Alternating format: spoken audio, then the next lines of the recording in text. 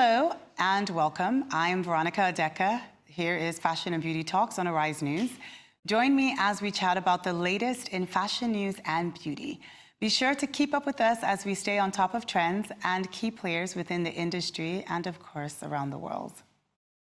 Now, there is so much happening today, with the runway shows still ongoing and the Oscars red carpet coming up tomorrow. It's good and safe to say that style is buzzing all over the globe. On today's show, I will be diving into the changes that have recently happened in the fashion industry. Burberry chose Riccardo Tisci, the former Givenchy creative director. He will succeed Christopher Bailey. And then I'll be speaking with Amy Akudo, Ikehenwa, the creative director of Shekudo, a Nigerian accessories fashion brand.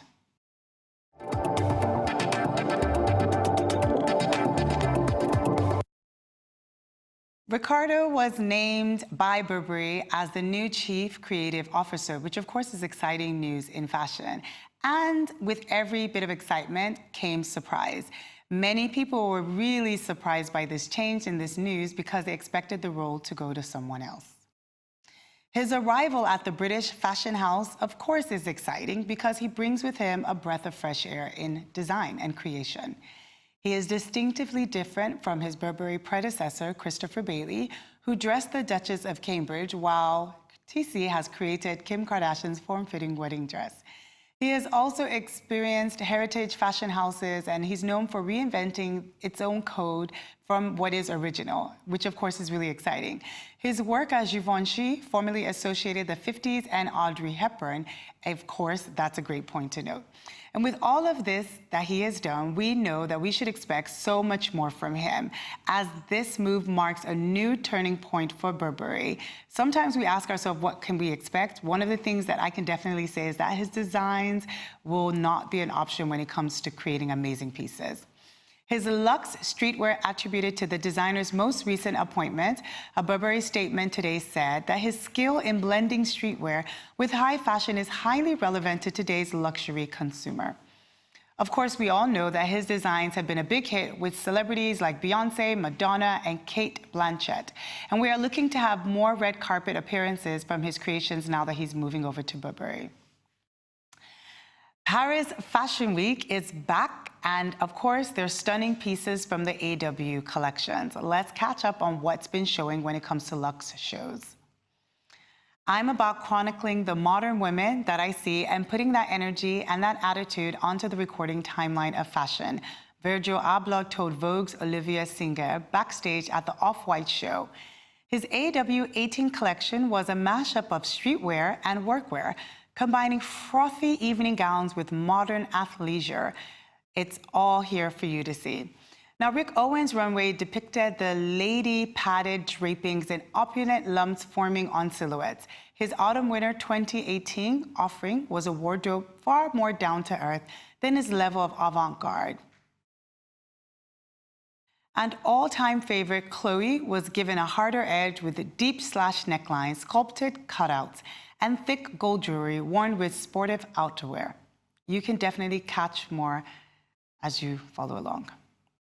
Olivia Lapudu's first season at L'Envent was a baptism of fire, they say.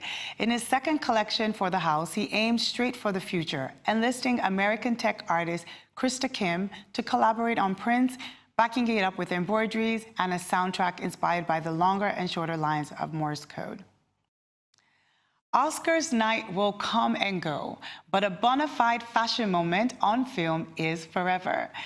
There's just something so potent about fashion on film, and that perfect mix of character, clothing, and gorgeous lighting, and increasing beautiful actors who these days essentially look friendlier, models, and this thanks to costume designers like Mary Zofra. She is the costume designer behind Emma Stone's canary yellow piece that was all ablaze from La La Land, which has surely become the most scrutinized American tea dress in the last few years. Here are my awards for the standout of the year. Best Insta-friendly fashion moment on a film set in 2022 was Lady Bird Thanksgiving. Props to this glorious basic winner, a soft pink charity shop brocade, and a believable sewing machine tweak by a mother in a constant state of semi-fury with you. Saoirse Rona finally arrived as a fashion force this year because of that. This charming, obvious moment had a lot to do with it. Best Panic Diffuser, Darkest Hour, Clemmy Churchill's entire wardrobe. Let's give a sound of applause for Scott Thomas' joyful take on his wife, Clementine, a notorious clothes horse and a jolly good sort. She practically Charlestoned around the film in a series of impossibly chic looks that gave much-needed energy and verve to her producings.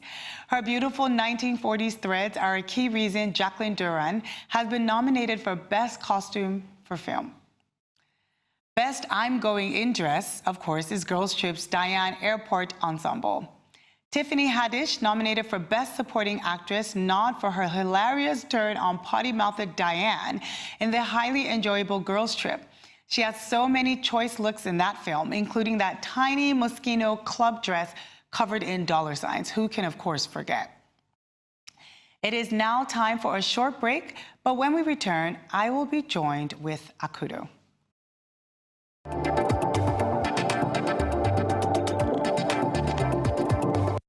I welcome you back to Fashion and Beauty Talks on Arise News. I am Veronica Odeka.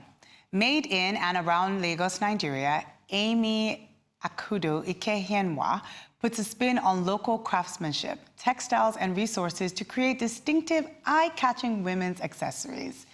Amy Akudo is an Australian-born community development worker and co-founder of Sydney-based brand Shekudo. She recently released her debut accessories line made in collaboration with Nigerian artisans based in Lagos. Now, the pieces fall under part one of a two-part series, belonging to the Coming Home collection, paying tribute to Amy's return to Nigeria. Akudo, welcome to the show, and I am so glad that you're here to join us in the studio. It's so good to have you in here. It's good to be here. Now, I'm really excited about everything that has to do with your brand and what it's all about. Tell us a little bit about this journey, because I know you're an accessories designer, and you started working with the shoes, but you were living in Australia. Yeah, so I was born and raised in Australia, and my background is actually in public health and community development. So I used to work with local government before I left there. But on the side, my best friend and I, we had a brand that we started a few years back. Now, what sparked that? We were sitting in my living room and we were just talking about the fact that, you know, with Ankara fabric, so at that time, it wasn't as prominent as it is now. Exactly. So we said, okay, let's make some fun pieces. We were always about making money. I'm going to be obvious. And you were in Australia at the time, and obviously there was nothing quite similar to it. Yeah, exactly. So we thought, okay, let's make some fun pieces. Let's sell them. Let's get a bit of cash. We thought about, you know, the whole issue with, you know, women, African women, we have the smaller waist and the big bum. So we're like, let's make pieces that are friendly to that. And then, we started it, we sold a few things, we did some fashion shows, but we never really focused on it. We never put our attention, you know, 100%, because we were both doing university, our masters, working. It was more like just a side hustle, side gig, little side movement. And yeah, because her and I, we started, you know, doing things since we were about 9 years old, so we were always, you know, trying to make cash. So this was another little side venture. So how did you move it from there in Australia, which is of course, you know, half across the world, and now you're here in Nigeria. So how did this come about with you now creating pieces in Nigeria? So what we did before, we did women's clothing only, but that because we found it was just a bit too saturated. And the plan was, we sat down and said, why don't we move it to Ghana or Nigeria, because she's half Ghanaian. Okay, so she's as well. So I was serious when I said that, and she was as well. But she went on a different direction. She had an opportunity, and I ended up bringing the brand back. So tell us about your collection. Tell us about the brand, and what does it stand for? What's the message you're trying to give when you create these pieces? So these pieces, I decided to do accessories because I wanted them to stand out. I thought you can never have too many, you know, bold shoes and bold clutches. So I wanted to use local resources. That was my biggest, the biggest thing that I wanted to achieve with this, and even local techniques. In terms of this, I mean, Ashoke for me was a really, really beautiful fabric, and I mean it's been around for so long. Yeah. So that's why I wanted to use it to make. So tell us about these pieces that we're seeing here now. Tell us about these. So these ones, all of these weaves I've designed. So I sit down and usually the colors I'll see it. I'll be walking around. You know, Lagos Let's Island. see. Can we get closer view of these shoes, please, so that people can? Yeah. Who am I? Who's coming? So I would walk around and I'd see colors and people standing, and I would, you know, jot down the colors. I'd go to the weavers, and then we would design.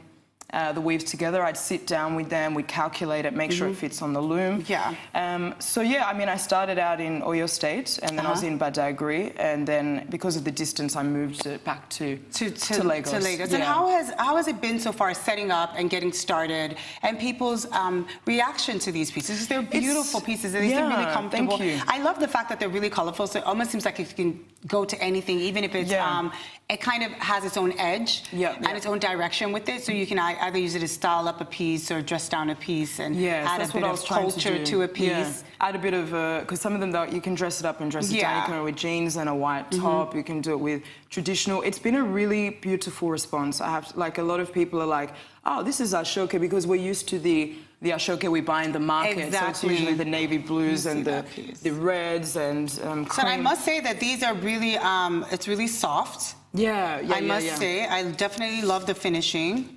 So I use linen on the inside to line them. And it has like inner pockets in it as well. Yeah, we've got little. I tried to, everything I get, I mean, I've tried so hard to keep it Nigerian. I don't want to use, so the leather we use to line the shoes is local goat skin. Okay, so one of the good points that you're doing is that you're trying to make sure that you're sourcing everything locally. I think that helps, like, two things. One, it's like giving back.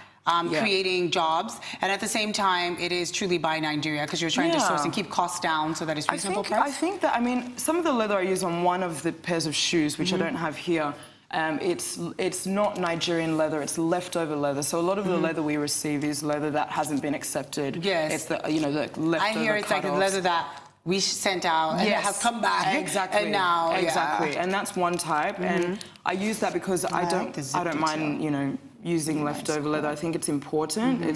But for me, making things here is really, really, really important. And using, I mean, before I wasn't about this. I wanted to produce in Australia, but the costs were extremely high. Everyone goes to Asia. I don't want to go to Asia because it doesn't mean, it doesn't have any significance. So I said, there's so much talent back home. We have all these amazing, you know, traditional techniques. I mean, it's been around for 500, you know, 600 years, which I only just found out recently. I didn't know it'd been around for that long. And so why are we not making use of that? Ashoke was at one point really declining as well.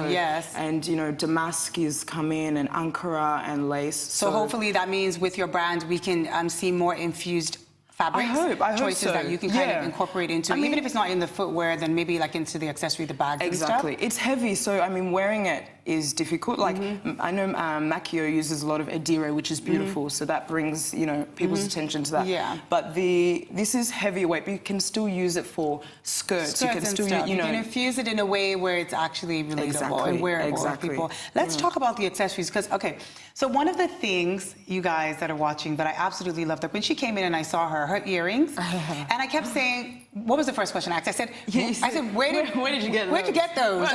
Then she was like, oh, I made them. Like, are they for sale? And she's like, oh, no, these are one of the ones I didn't even really like, which is what I found out with a lot of designers. They create things and they don't like. But you have a whole brand and a whole collection. Tell us about these. How long does it take to make one of these pieces? So I usually will sit down. If an idea comes to me, I'll sketch it, and then I have a silversmith I work with, and we sat down. So nicely well made, though. He gets so mad with me because he's like, why is it always this crazy, you know, weird design? And he'll give me his designs, and you know, I said, no, I don't want this. I want the one I want to do. But often he will give me his ideas. We'll exchange.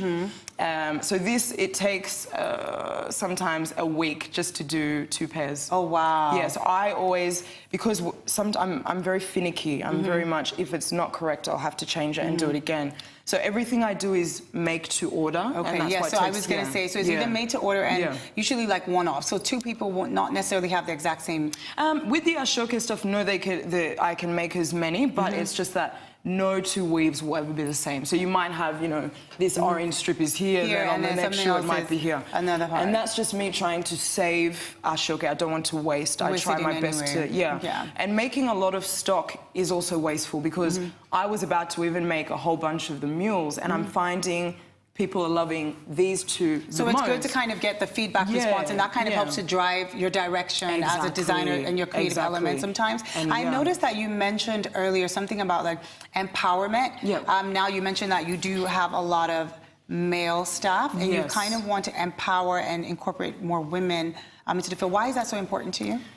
So what I was doing back in Australia, I actually worked in community development. So I was working with a lot of youth, particularly young women. So you know, that for me, that's where my background is, and I wanted to kind of infuse that now into your into my work, because you know, otherwise it just goes to waste. So when I got here, I actually went to Aba, and I was looking at production there, and I was actually originally going to do it there until I saw everybody.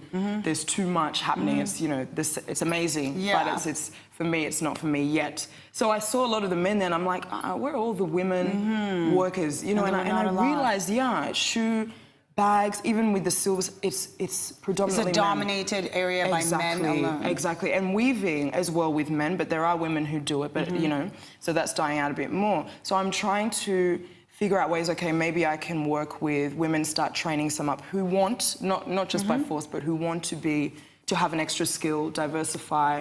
You know, there's a lot of trade, maybe women who haven't been exposed to these kinds of opportunities, because even when I spoke to the men, they're like, women cannot do this work. It's for, you know, you have to be strong. You have to be strong. And that's a misconception. So I feel like I think that's always a good thing with any brand. That it's not only just to focus on the creatives of what we're actually doing, but also try to make sure that we're giving back in a way. And so I think that this direction that you're taking is a great way to give back by having women, even if they're training, like you said, or working directly with you, or even learning the skill and applying it towards something else. I think that would be I mean, if you can make a pair of shoes, it's so easy to sell a pair of shoes.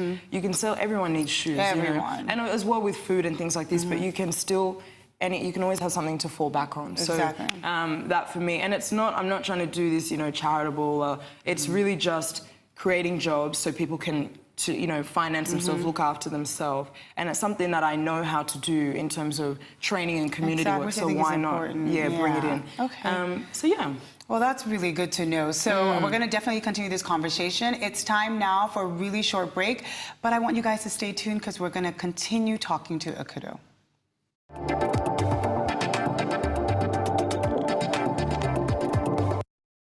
Back, you are still watching Fashion and Beauty Talks on Arise with me, Veronica Decker. Now, I have Akudo still in the studio, and we were talking about accessories and how they are definitely part of Runway.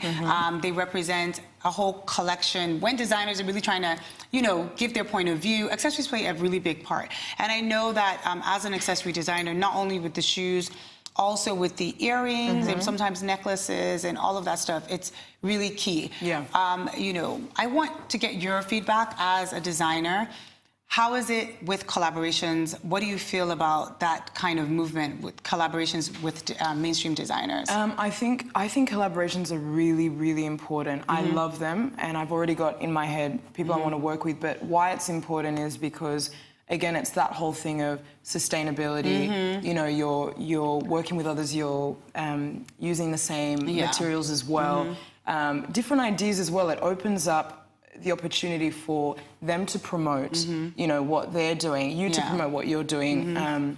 So I think it's really good. Because we're watching now, I think people are watching right now on the screen. We've seen collaborations for LFDW. We've seen Jewel by Lisa collaborations. We've seen other collaborations, for instance, I think Inqua, we've seen, you know, so many different collaborations. Gray did a collaboration. And Kenneth Ize, there's a few. You know, so we're seeing a lot of different things. So I think it's really interesting when designers, shoe designers, collab with clothing wear designers. Yeah, a lot of the time. Have you collaborated with anyone? Not yet, no, because I've only been here for about 10 months, so I'm still trying to make sure that I am building up the brand so people know about it before. I don't want to dilute it too early, but at some point I have been approached, which I've been really flattered. That's a good thing. That means that people have recognized and they're saying, you know what, we have our eye on her. And also I think that designers that are looking, and if they're contacting you, obviously, you know, creatives put so much into their brand, and if they're saying, I want to collab, that definitely means that you must be doing something right. Your finishing must be great. For sure. It must go with their aesthetic of their brand as well.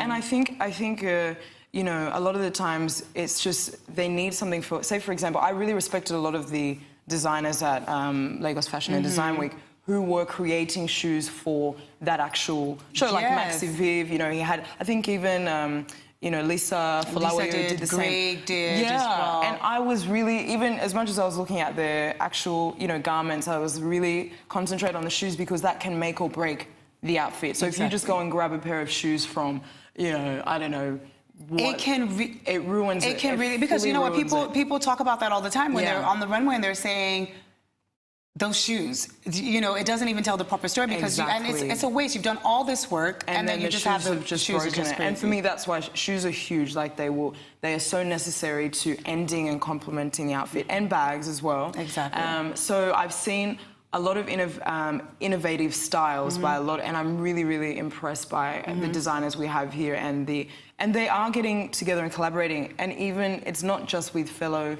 fashion, but it might be with ceramicists or furniture designers. So that's really important. It's really good. Too. Yeah. So I mean, I thank you so much for being on here, sharing all your amazing pieces. Thank you for having me. She is on social media. Your Instagram handle is Shekudo, Shekudo. Shekudo. Yes. So for all of those who are tuning in and they're saying, there might be some designers out there saying like, I want to work with her, even though she said that she might not be. But hit me up. You can never stop hitting her. Thank you so much for being on the show. And that's all. I wish we could say so much more, but it's a wrap for us here today. Thank you so much for tuning in. Stay tuned for the rest of the programming on Arise News. Goodbye for now.